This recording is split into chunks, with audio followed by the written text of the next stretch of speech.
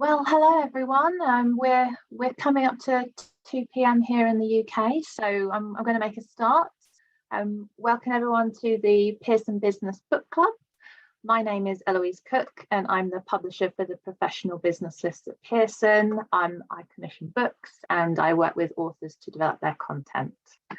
So each month at the book club, we choose a Pearson business or personal development book, and we invite the author to discuss it. They'll also give a masterclass on a key concept from the book. So our book this month is Stand Out by Debra Stevens, and if you haven't got a copy yet, you can download a sample of chapter of the book from the book club website page. Hi Deborah. Hiya.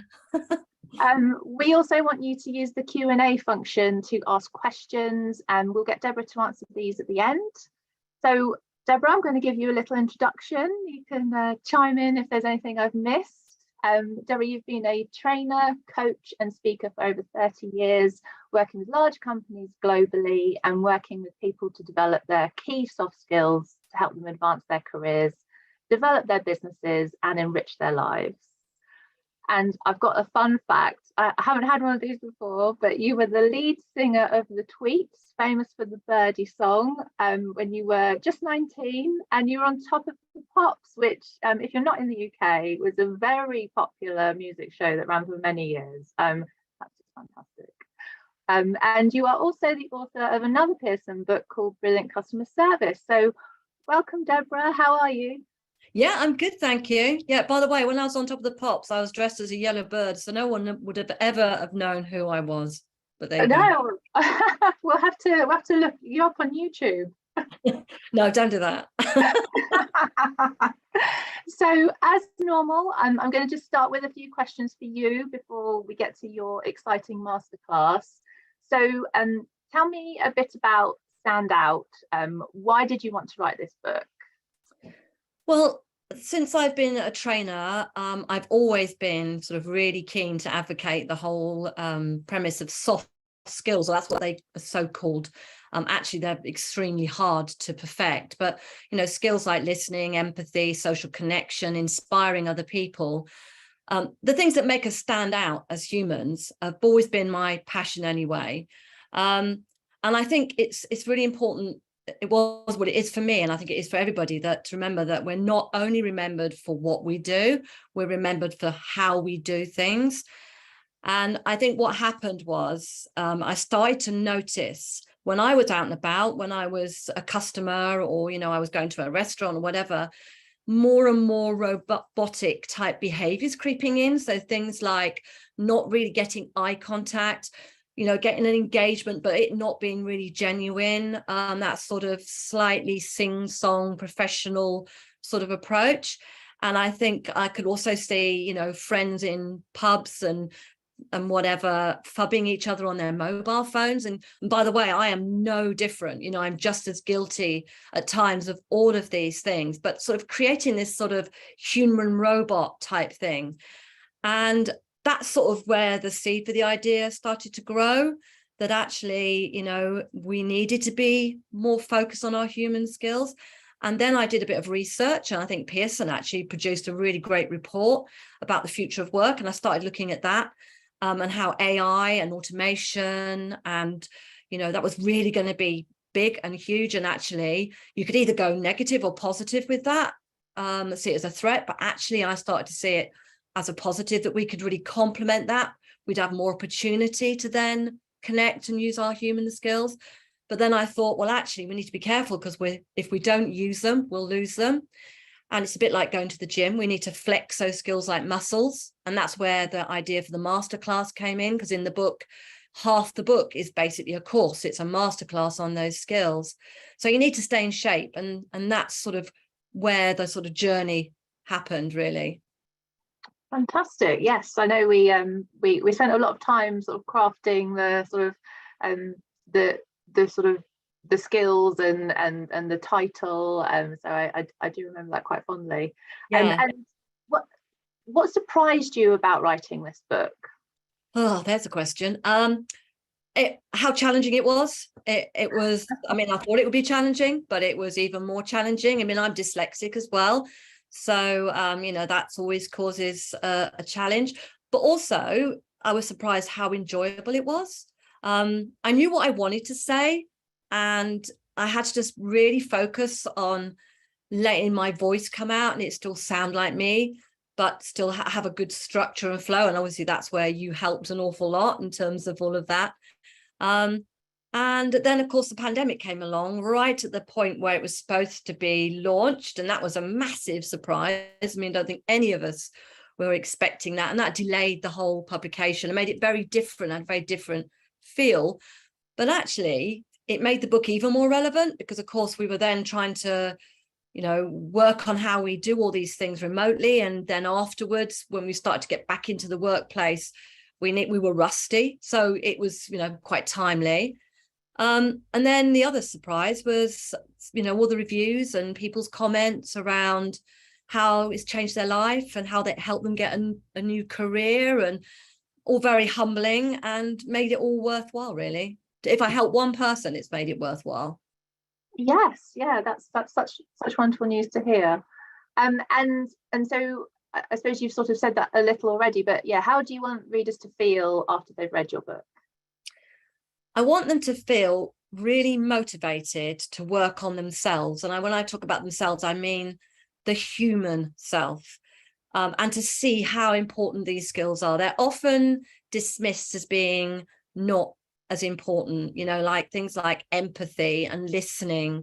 They are often the poor relation to speaking, for instance, presenting. And I think, I'd love people to sort of come away from reading the book thinking, wow, I really need to work on those things, and to see them as the skills of the future. In fact, if you think about it, they could even be the skills that save our future. That's sort of the way I'm looking at it. Yeah, that's a really good aim to strive for. So before we start your masterclass, you've got a poll that you'd like the attendees to answer. Yeah, just to get them started. Yeah, Rebecca, can you get the poll going? Oh, here we go. I'm going to answer this too. Right. So how long have we got to answer this? Should we see how it goes? Yeah, it should. I mean, obviously you've got to read the quotes, but this shouldn't take people more than a couple of minutes to have a quick read and choose the one that just speaks to you, that makes you feel like, yeah, that's what I think influencing is. Yeah, and it looks like it's on my screen, at least. It's not displaying the whole quote, but if you hover over each line, you can see the full one. So hopefully that will help. There's no right or wrong answer, by the way.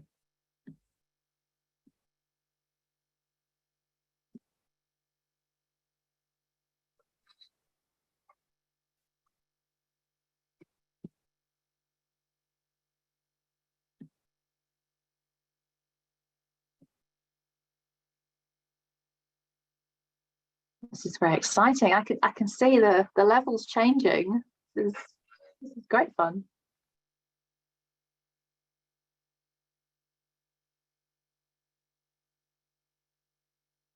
We've still got some coming in, so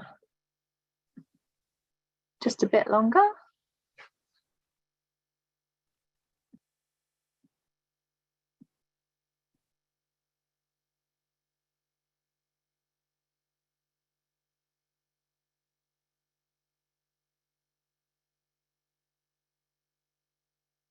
Okay, it's slowing down a little, but yeah, if anyone else has yet to submit their entry, please do.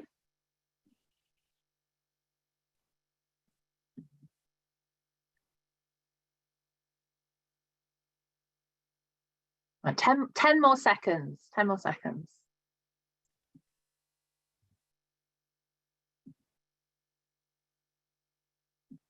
Okay, so should we end the poll? Excellent. And are we going to save the results, Deborah? Yeah, we'll look at them in a minute, but yeah, we'll just hold fire on just a little while. Great. Okay, so over to you.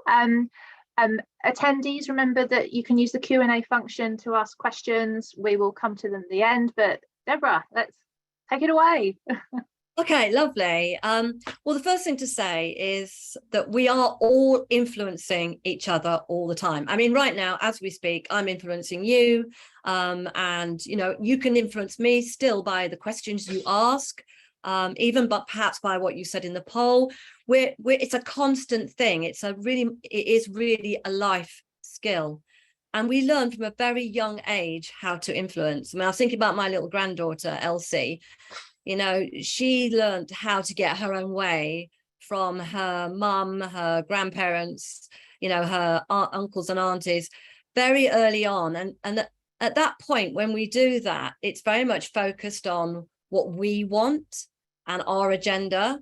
But then I think as we start to grow up, we realize that we have to influence different types of people that don't necessarily have that same emotional connection. So people like teachers, for instance, when we go to school, and then as we go into the workplace, we're talking about colleagues and our managers, leaders, then it might be customers or partners. If we run our own business, we're then having to collaborate and influence lots of different people around us. And I think the key, if you want to influence in an ethical, human way, and that's what we're talking about today, we're talking about how to influence in an ethical way for good, then we need to actually let go of our own agenda and focus on the other person. So if we imagine that really the influencing is about what the other person wants and let go of what we want, we can then start to seek that shared objective. And we can then put forward our ideas. And we have every right to, if we've done all the right things and we've really understood where they're coming from, and we're pitching it in a place where it's about them as well as us. And there is, selling and influencing often get bad press. A bit of selling cannot be seen as a dirty word, but it most definitely isn't if it's done in the right way. And if you do all the right things, then you've got every right to passionately put forward your idea, to sell something, because actually you will be talking about it in the terms of the people you're influencing. So it becomes about them. And that's sort of where we're going really with this masterclass. It's about understanding how we do that, how we put the audience or the stakeholders or whoever it is at the center of everything. And of course, this is a very short masterclass, and this is a very big subject. So I've picked something that I think will help straight away, that you could use literally straight after this webinar to focus on, and it is out of the book. So I'm just going to share my screen now so that you can see my slides. Just bear with me while I try to do that. And yeah, I seem to not have that option at the moment. Just bear with me a second. Deborah, I've made you co-host. Can you do it now? Yeah, I should be able to. I think it's because I am not on full view. So let me go on to full view and I can probably be able to see it then.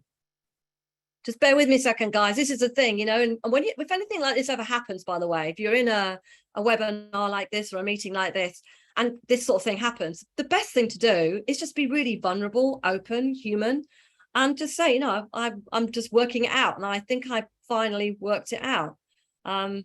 She says, hopefully, but for some reason, I still can't get it. And I'm not really sure why. So I'm going to just have another go at getting the slides up. So here we go. Slides are up. And now I should be able to. No, it's just not happening. So do you know what I'm going to do? I'll talk you through everything without showing the slides, because for some reason it's just not letting me share my screen.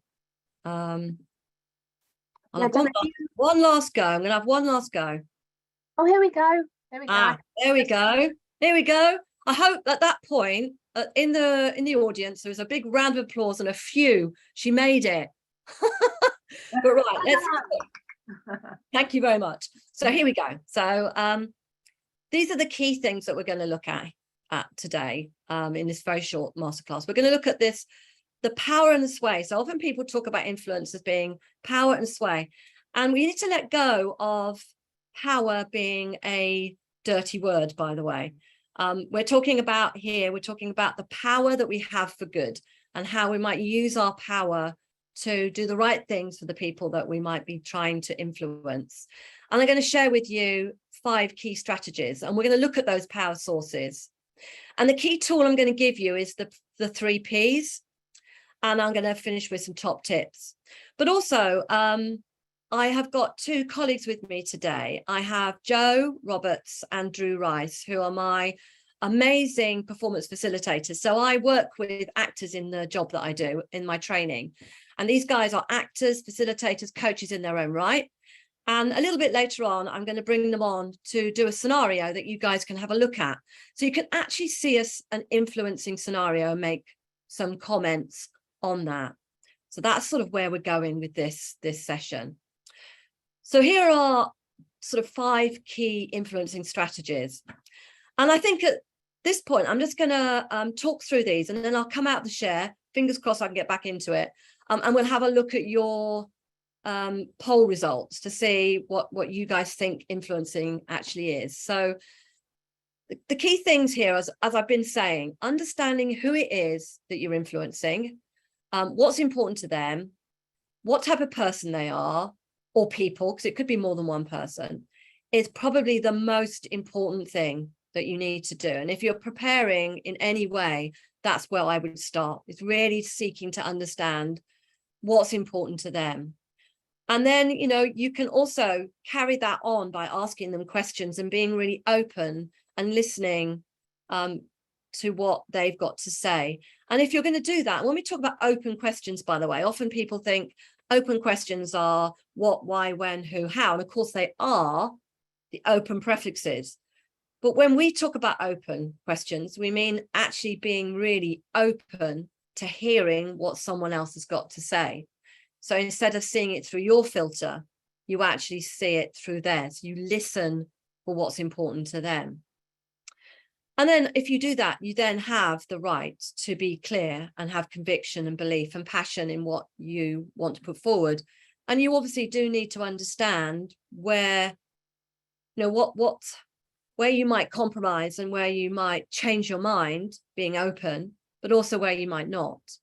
And then we're talking about tactics here, but what we're really talking about is a way of putting forward those ideas that feels more palatable to your audience. And of course, you do really need to know what you want out of the whole thing. But let me just stop sharing for a second.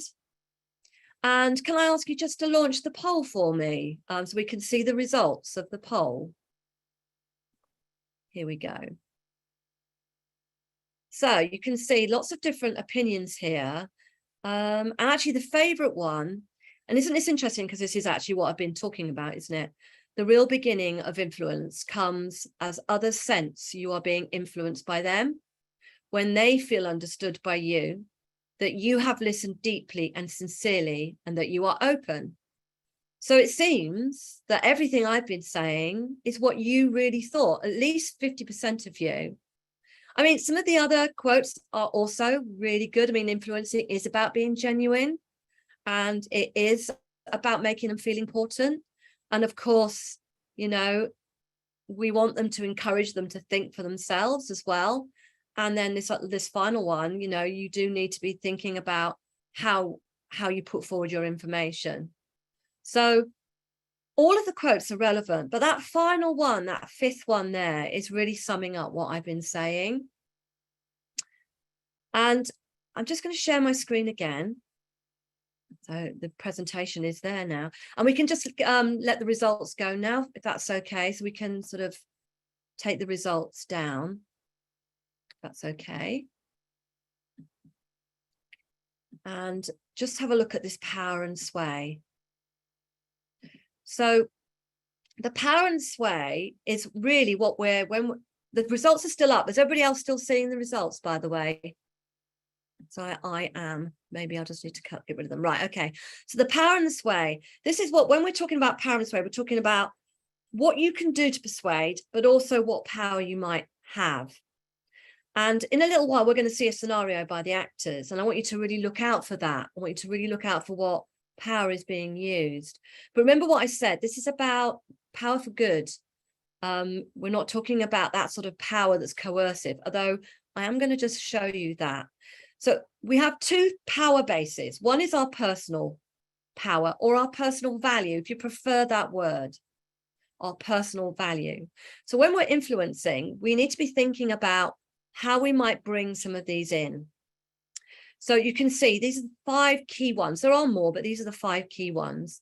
So if we have expertise in something, so if we're an expert in something, you've probably heard the expression, knowledge is power, then obviously people are going to seek us for that.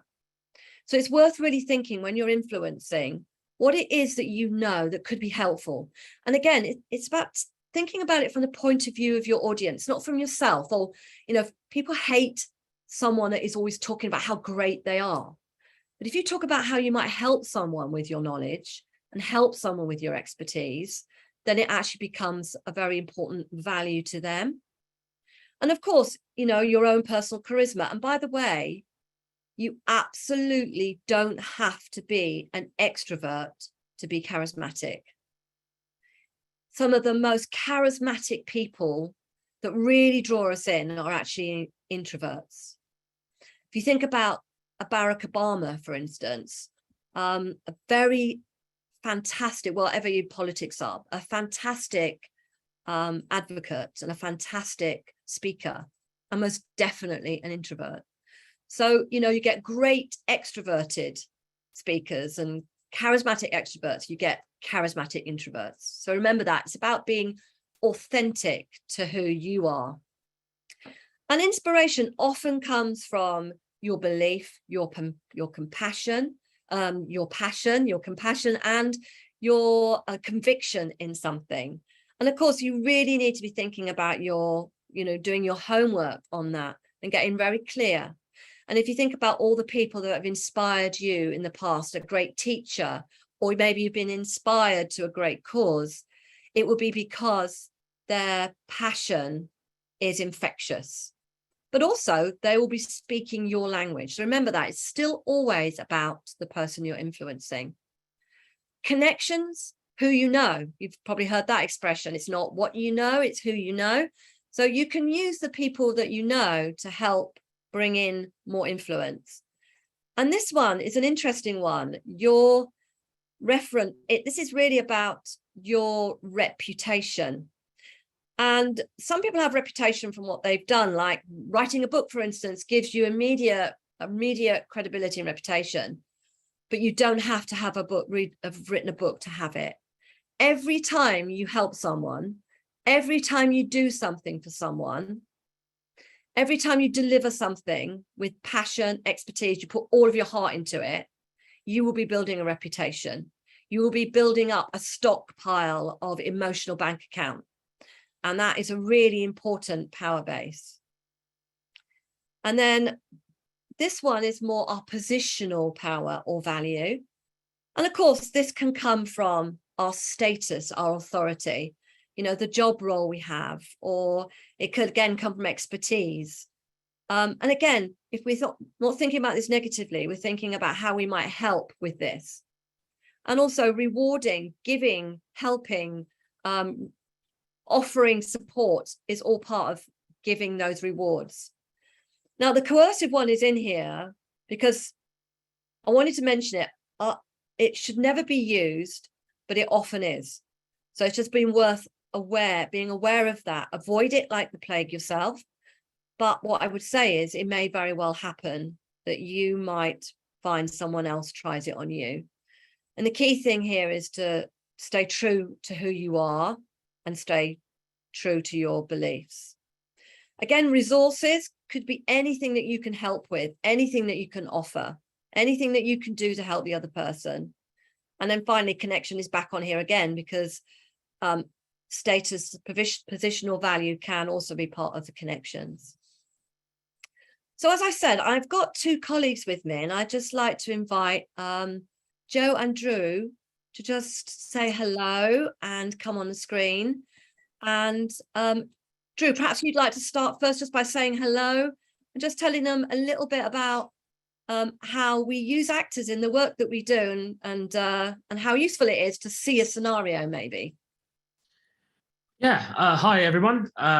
Like Deb said, I'm Drew. I've been working with Remote Training Solutions, Deb's company, for about 8 years now, and the benefit that I see every single time we do a session is the reality that working with real actors can create. So we often, people get scared about working with actors and frightful of being asked to act, and by having us in a room or having us in a virtual room, virtual space, that gets taken away and you get to see something played out in a version of reality. So we often like to say that we're sort of like virtual reality without a headset. And yeah, it just is something that as actors we have to learn about what stuff means between the lines and what the weight of a word of your words mean. And that's where we can offer our insight. You know, we work with professionals and companies all over the world, and we very rarely can tell them how to do their jobs, but what we can offer is how what they're saying actually means and how it can affect people and how it can influence people from there. So it's great to be on this session today, and we'll see how it goes, and hopefully everyone enjoys the session. Well, Joe, I don't really think there's too much else for you to say, but you might just want to say hello. Yes, I'll say hello. I've been working with Deb for about 5 years, but I've been doing this sort of work for 25 years. I know I look far too young to be saying that, but yes, I mean, the opportunity for people to practice things or to see things played out can't be underestimated in terms of its power.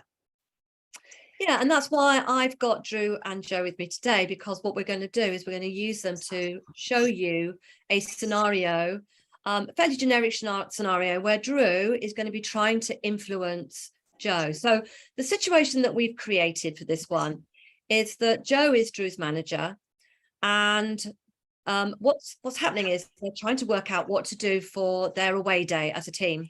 So they're having an away day, sort of couple of days actually. And they're taking everybody to work together to sort of reconnect after the sort of pandemic and sort of lots of remote working. And Drew has some very strong ideas about what he would like this to look like. So he's asked to meet with Joe so that he can try to influence her to actually see his ideas through, to actually listen to his ideas and maybe adopt those ideas. Now, what I want you guys to do, you can chat to the panelists. So you can use the chat function to put comments in that we can see. So while you're watching this, I'd like you to put in the chat box what you think Drew is doing that either works or doesn't work. Any comments you've got about what he's doing, to so we can have a look afterwards about so we can read them afterwards and see what you think. So I'm going to go off screen, and I think if I go off screen, I'm going to try and spotlight both the actors so that you can see them side by side. And I'll go off camera and we'll see the first scenario. So don't forget, watch have a little look. Anything you notice about what Drew's doing that you think doesn't work or does work, in the chat box, and we'll have a look at it afterwards. Okay. Hi, Debra, just to jump in, I don't think chat is working at the moment, but use the Q&A for the same thing. Okay, that's fine. Wherever we can do it, that's fine. So let's use the Q&A. Okay, so I'll stop video. And Drew, whenever you're ready, good luck with your influencing. Hi, Joe. Can I have a quick word with you about the team away day? Would that be right? Sure, but to be honest, I've already given it a lot of thought. Okay. Yeah, I just wanted you to hear about this. Is it's a fantastic option before you decide. Basically, I think it could be really what we're looking for. It's exciting. Go on. Well, look, I found this brilliant place that has an option for outdoor activities. It's got an assault course. Don't have to worry though; it's not too difficult. Can be done in teams, and it's also got this sort of crystal maze activity, which just looks amazing fun. I just think it would be a great way to reconnect the team, you know, after such the difficult last couple of years, really. To be honest, Drew, it doesn't really sound like the right sort of thing for this team, with there being such a mixed group in terms of age. And I'm really not sure everyone wants to get muddy. I don't want to dampen your enthusiasm, but as the manager, I think I know the team. So I think we'll stick with what I already have planned. No, if you just hear me out, the hotel that it's in is it's beautiful. You know, it's got great accommodation. It's got this lovely restaurant. It's got a spa. So it's just got something for everyone in the team, really. Okay, but we want the whole team involved in the team build, don't we? That's the whole point. I tell you what, why don't you send me the information you have and I'll bear it in mind. Okay, but what I was thinking, if you can agree to this, I can take it off your hands. You know, you mentioned how busy you are, and you know, you have said in the past that you wanted people to step up and take responsibility. So, you know, and after all, it's our away day. So, well, look, I think I need more evidence, Drew. You know, I want more evidence of what the team really want to make this sort of commitment. So, like I said, leave it with me. okay. Right, so I'm just going to mute, but I'm going to stay in the background, but you can hear my voice. So just looking at the Q&A, the chat, there's lots of different stuff here for you, Drew. I want to give you a little bit of feedback. So it's saying Drew's coming across as quite unprepared. And we've got Dawn, that was Michelle that said that, Dawn saying a bit negative by Joe, but it's actually Drew that's trying to influence Joe. And yes, let's just ask you, Joe, so why were you being so negative? What was going on for you there? Well, I mean, I've already spent a lot of time thinking about this, you know, and really have somewhere, I've got a couple of options, but I've got somewhere in mind. So for Drew to sort of come in now and certainly talking about assault courses, I mean, I for one can't think of anything worse, actually. Okay. So Drew, what's your thoughts on this? Because quite a few of the participants are saying that you weren't very clear or confident or prepared. Yeah, most of the comments are around you're not prepared and straight into solution. And yeah, what are your thoughts around that? Well, I mean, I've done a lot of research on it. I felt quite prepared. I wasn't really expecting such a sort of Joe to be so close-minded, really. But I guess I had my things I wanted to say, but I got kind of caught up in the conversation, really, rather than sort of sticking to my guns and actually saying the things that I had saved on my tabs and written down in my notebook to say. I sort of got lost in it, I guess. Okay, but just so you know, there is people on your side, because a lot of them saying that Joe is quite negative and not really listening to you. And Loretta says here, poor Drew, exclamation mark. Just thought you'd know that. You need to know well, that. there you go. You know, there is a team Drew out there for definite. There sure is. But Kane says here, Drew could ask Joe what she'd planned and then highlight the benefits of his choice, which was similar to Joe's. So that's an interesting option. So I think what Kane is saying there is that it's going to this point of view of understanding more about what Joe wants and what's important to her, because it did feel a bit like you were, I suppose, you know, throwing things at her, you know, and hoping some of it would stick. And we've got someone saying that you weren't really listening. And, you know, we've got, again, Laura says here that you weren't really articulating the benefits. And Sheena said you didn't pick up on her signals. So, yeah, so there seems to be that the key thing here was lack of preparation and also not really understanding Joe. So I'm just going to come back on camera for a second, and I'm going to just unspotlight our actors for a second. And what I'm going to do is share my screen again, and we'll come back to this, because the great thing about this is that with the power of theatre, we can actually allow Drew to go back in time and have another go. But what I'd like to do is just share a couple of tools with you, a couple of thoughts with you, based on what you were saying actually in the chat about your suggestions, and then we'll share that, and then perhaps, Drew, I'll come back to you and see how you feel about giving it another go. Okay, sounds good to me. Okay, right, so I'll just share my screen. Okay, so just moving this on. So one of the tools that we can use in our influencing is the 3 Ps. And this is straight out of the book, but it's something I talk about a lot in any influencing courses that I might do.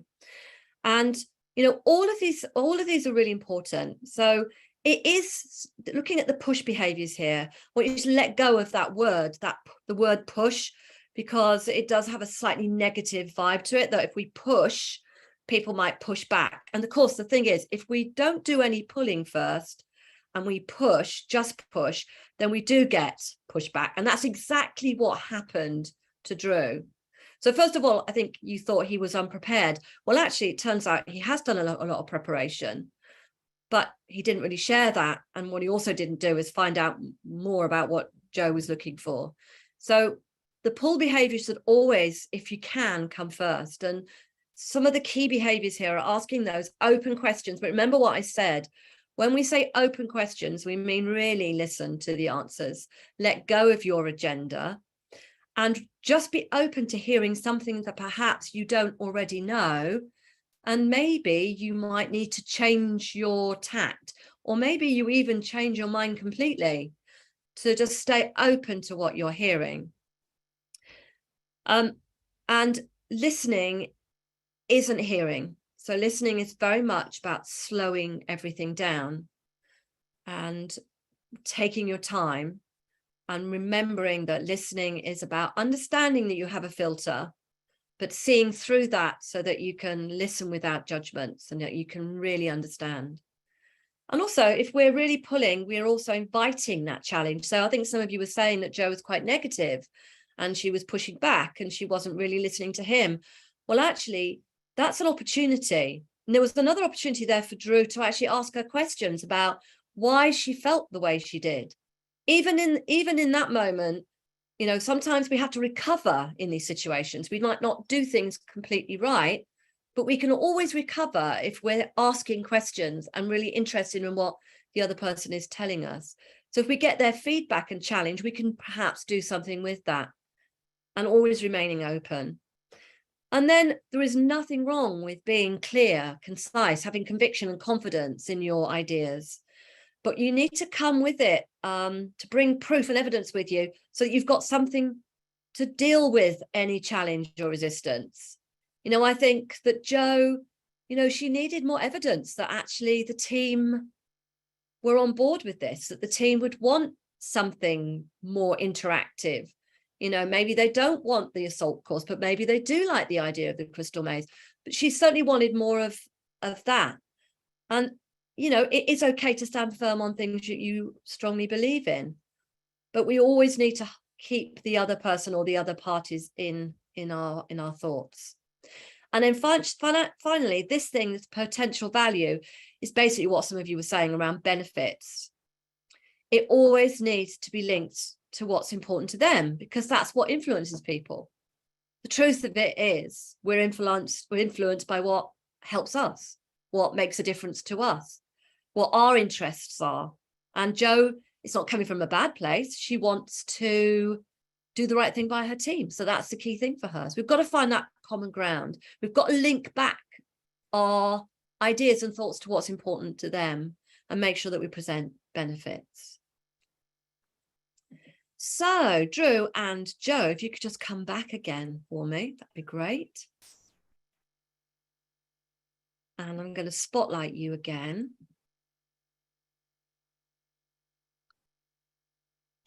So just spotlighting Joe as well. And I'm just going to go off camera, but you'll hear my voice. And Drew, I just want to, your spot. So, there we go. Drew, just want to ask you, how do you feel about having another go now, based on all the advice that the lovely people out there are giving you, and also based on what I've just said? Yeah, I think I feel a bit more confident about it. I think what I need to do is ask some actual questions and find out what Joe's looking for. Okay. And I've got tons of evidence as to why this is a good idea. So when the opportunity arises, I can give the evidence, but let's try and find out some more information and try and get something out of Joe. Well, with the magic of theatre, we are able to go back to do our version of Groundhog Day. So this is Drew's sort of second chance at having a go. Now, this might not also be perfect. Remember, being human isn't necessarily being perfect. It's being the best you can be, learning every time you do this. So he might not be perfect, but he'll give it a go. And again, if you wouldn't mind putting some comments in the Q&A so we can give Drew a little bit of feedback at the end, just very quickly. So it's over to you, Drew. Good luck. Hi, Joe. You right to have a quick word about my ideas for the team away day? Is that all right? Sure, but to be honest with you, I've already given it a lot of thought. Okay. What were your thoughts? Well, I think it needs to be challenging and bring the team together, as well as actually give people a chance to relax and pamper themselves. It's been a really tough couple of months, hasn't it? Yeah, totally agree with that. Well, so what have you come up with? Anything good? Well, a couple of options. There's a great place in Ware in Hertfordshire, so not too far away, which looks fantastic. It has a spa and a golf course. And the only thing is we might have to create the challenge part of it. That's all. But it's a great price. Okay. Sounds good. I just want to ask, how important is it that the venue is close to London? I don't think we want it to be too far away, but I think a couple of hours or so is okay. Why? Well, I think I could have found the perfect place. Really, I mean, it has everything you said you want. It's got great accommodation. It's got good food. It's got a spa.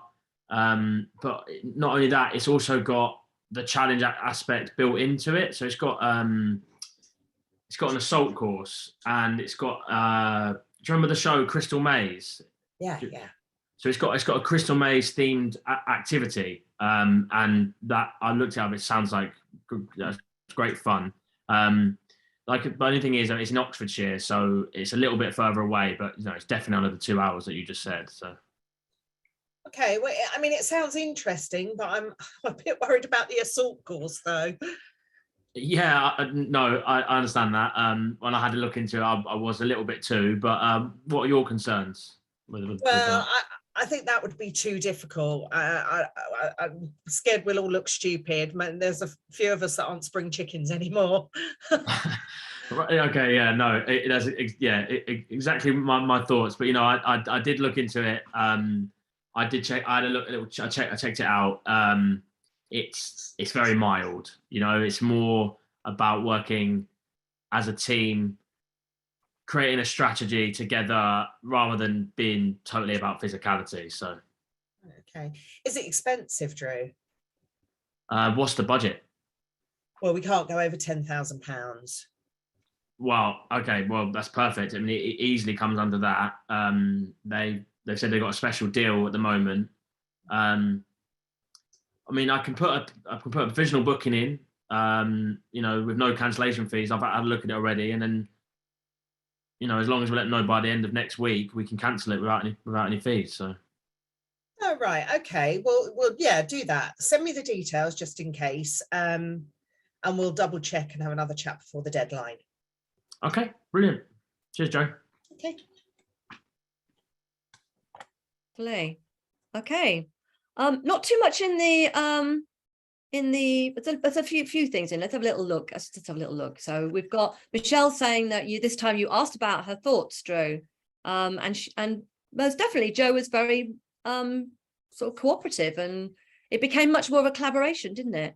And then we've also got Michelle saying that you're getting more buy-in, and the questions were really sparking a conversation. And Loretta said really great job of listening and addressing Joe's requests and questions. That's nice feedback, Drew. And then we've got Michelle again saying that you're acknowledging the concerns. And Kane said, great second question by Joe highlighting it does cater for everyone rather than a few. And Michelle just says at the end in capital letters, way better, exclamation mark. So well done, Drew. Big round of applause for Drew. Appreciate the feedback from everyone. It helps. It definitely helps. Thank you. I'm back on camera again. And guys, thank you very much for your input and help. And I'll let you go back incognito for a little while. Thanks a lot. Bye. Just gonna remove your spotlight. Just bear with me. That's it. Okay, so key things there. You can see the difference. I mean, you know, this is a scenario, of course, but what this does is it highlights the difference. And you know, you're not always going to get magic wand differences, but certainly we're going to get a much better result. And just looking at some of the other comments, you know, Russell saying about how much more excitement there was around the ideas. There was much more of a dialogue and much more evidence. And that's what we want. We want it to be a collaborative thing. So influencing, remember, it's not just about you. And I'm just going to show my screen one more time, and then I'm going to hand back to you, Eloise, because I think there might be some questions on this, on these 3 Ps. But these are my sort of top tips, really, for you. And it might be really worth taking a screenshot of this. I know this is being recorded, but take a screenshot of this and think about some areas that you might want to develop and work on yourself. Because the first thing is to work on those power bases, to think about where your strengths are. You know, are you particularly, are you a brilliant listener? Are you, you know, are you an expert in certain things? So really think about those power bases. And I would say, think about them every single time you're wanting to put forward an idea, because they will change depending on what you're trying to influence and who you're influencing. This one's a long-term one. You can start this straight away. Start working on your reputation. In other words, look for ways to help people with no agenda. Listen to them. When you do something, do a great job. Do a really great job. So they start to build trust in you, and your emotional bank account is high. So when you do want them to listen, they're much more likely to. And that's where you can build those transformational connections. You know, listening is one of the best ways, if you do it well, to actually do that, to create those connections. When people help you, appreciate it. Thank them for it, find value in it, appreciate it, because again, that will build that emotional bank account. You can practice your listening anytime. Practice it with the people you love. Give them that time. Practice it when you go and get a coffee. Practice it when you go and put petrol in your car. Practice it. In the book, there's a whole week's worth of exercises on how to develop your listening. And then finally, when you're influencing, don't look for the win. A lot of people talk about win-win. Actually, look for the we. Rather than the win, look for the we. And that's the sort of final thing I'm going to say on this. And I'll stop sharing my screen and invite you back in, Eloise, to see if there's any questions. Wow, that was fab, Deborah. Excellent. And thank you, Joe and Drew. That was the first for us. We've not had a sort of actors doing a role play before. That was really exciting. And we got really good feedback, didn't we, Deborah, on the... Yeah, absolutely. Fantastic. Yeah, lots of engagement. Thank you to everybody. It makes us look a lot less stupid otherwise. If we get no comments, it's a bit strange.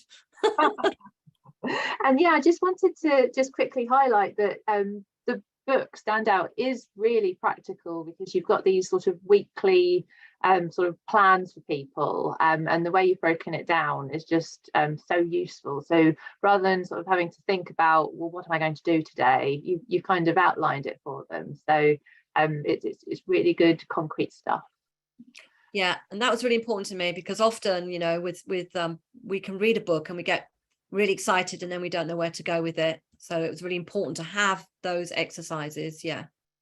Right, so if anyone's got any questions, please send them in. We've got a couple already, and we've actually got one about the writing process, which is new. Okay. So let's give this a shot. So what key writing skills did you use to write it, and how did you overcome any issues you had getting down your thoughts on paper? Oh, well, I think first of all, you have to know yourself really well.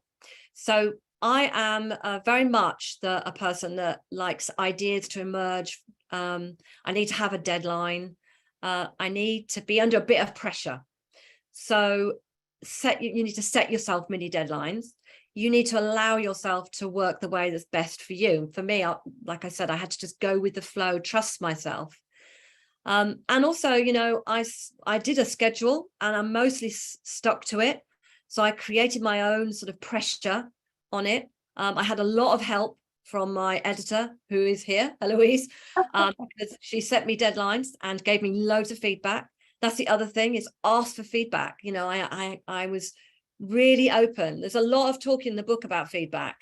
So I had to be open to it myself, and it can be really tough to get critical feedback, but that's what makes things better. And in terms of getting my thoughts down, I think what I did is I would really think about it first, just let it all flow, and then go back and structure it and move things around, and then take feedback and then move things around again until I was happy with it. But I wanted it to be really approachable, the book. And I think a lot of people have said to me, it does sound like me when they read it. Yeah, and that's so important. I think for all kinds of business books, we want it to feel engaging. We want it to be something that people want to read. So yeah, we want that tone of voice to come through. And here's another one. Who is this aimed at? Is it someone at the beginning of their development, or for those who've been working for years and need to change or adjust to the new way of working? Oh, both. Absolutely. To be absolutely both. So first of all, whoever asked that question, if you're in that category of, being in the workplace for a while and being good at what you do and having success, then that's fantastic. But you know what? It's literally the same as getting fit. You're fit, you've run that half marathon, you're really feeling good. And you know what it's like, work gets in the way and time gets in the way, and little by little you don't go to the gym, and then bit by bit you get less fit and your muscles start to go and you get less motivated and you get complacent, and then it's incredibly difficult to get back to it. And I would say if you're in the workplace, you probably need to be even more mindful and more self-aware about what you're doing and how you're doing it. And if you're at the start of your career, I so wished I'd been able to learn all this stuff when I first started my career. I've had to learn it the hard way. And of course, you're still going to do that. But if you can get a heads up, why not? Even going to the interview, if you can develop some of those key skills, when you go for an interview, you will really stand out. Imagine if you went to an interview and instead of them asking you all the questions, you were able to ask them some back. That would be straight away, you would be that one that was that bit different. So I would say definitely both. Great. And you mentioned that we should be sort of listening to what the other person is doing. What do you do if you don't feel like you're getting much from them? Have you got any tips there? Yeah. I haven't got a magic wand, and I most definitely have been there where I got a lot of resistance. And what I would say is that all you can do is, first of all, do as much preparation as you can in terms of understanding the stakeholders or the people you're trying to influence. Have lots of evidence up your sleeve and ideas up your sleeve for when you get stuck. When you get stuck and it stops and you've got like a wall, go to understanding. It's very tempting for us to go to that place of they're not moving, they're not changing, and that's not fair. But actually, I would go to much more, why are they feeling like this? What's going on for them? Asking as many questions, seeing if you can find any little chink in the armor, if you like, or any in that you can find. You may have to compromise a lot. You may have to go away and come back. You may have to completely revamp your idea, but never give up. You can always keep at it. I've got one quick example. I remember once trying to get a company, because I had to repitch for a load of business, and they were very set in their head that they wanted to try something else, and it looked like I was going to lose it altogether.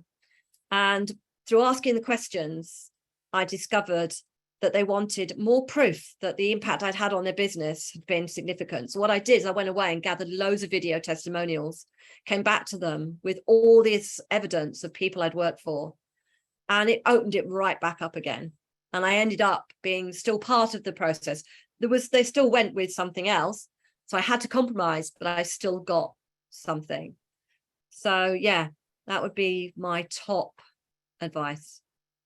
Great, great. And last question, I think, in terms of influencing mindset, what advice will you give to someone who is a good listener and curious to learn the other side's interests, yet hard to say no and prone to compromise what she wants? Oh, that's me.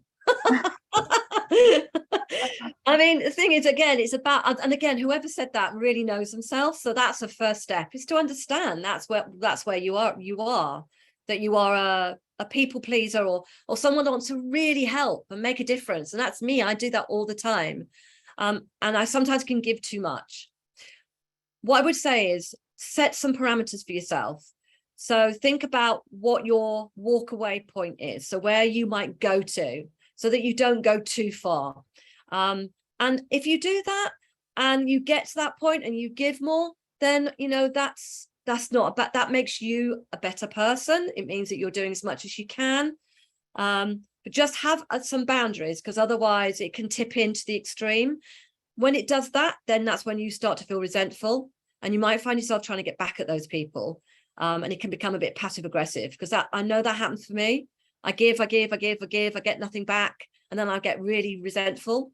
And actually, it was my fault for giving too much in the first place. Very wise, very wise. I said last question, but one more's come in, and I can't refuse. What role does optimism and pessimism play in this? I thought that was an interesting one. Optimism, pessimism. Okay, so we could flip that a bit, couldn't we? And think the pessimism could be more about, you know, expect the best, prepare for the worst, if you like. So there's nothing wrong with being pessimistic if it's about preparing as much as you can for any challenge you might get. I think we have to go into these things believing that we can, you know, make a difference, or we can have our idea adopted, because otherwise there's no point. But I think the pessimism keeps us real, grounded, realistic. So I would say there's definitely a role for it. But yeah, I would say don't let the negative thoughts creep in before you've given it a go, because that's the other thing, is we can often take that in with us, and we're beaten before we even start. And again, I know I've done that, where I've gone in thinking, oh, last time they said no to my idea, so they're going to say it again this time. So just be aware of that. You know, think about those things, think about how you can mitigate that. So yeah, so expect the best, prepare for the worst. Fantastic. Yeah, and we're also getting some lovely feedback from people saying they've really enjoyed the presentation. Thank you, Deborah. It's been really good. You're so welcome. Excellent. So I'm just sharing my screen again, just in case people want to sort of stay in touch with you. You've got your website. It's actually for the book, isn't it? And then I've got your LinkedIn profile as well. Yes. Excellent. So I do hope you'll sort of connect with Deborah and find out what she's up to. And don't forget that you can download the sample chapter for Standout on the website, and also sign up for our next session. Great. Okay, so thank you, everyone. Thank you for everyone who's attended live, and anyone watching this on demand. I hope you'll tune into our next session, which is on Tuesday, the 20th of September at 2 p.m. UK time, when our book of the month will be The Mentoring Manual by Julie Starr. And Julie Starr's masterclass will be on Be a Better Mentor, 45 minutes that will make a difference. So that sounds very exciting. As I said, please sign up to our mailing list, and hopefully we'll see you next time. Thank you, everyone.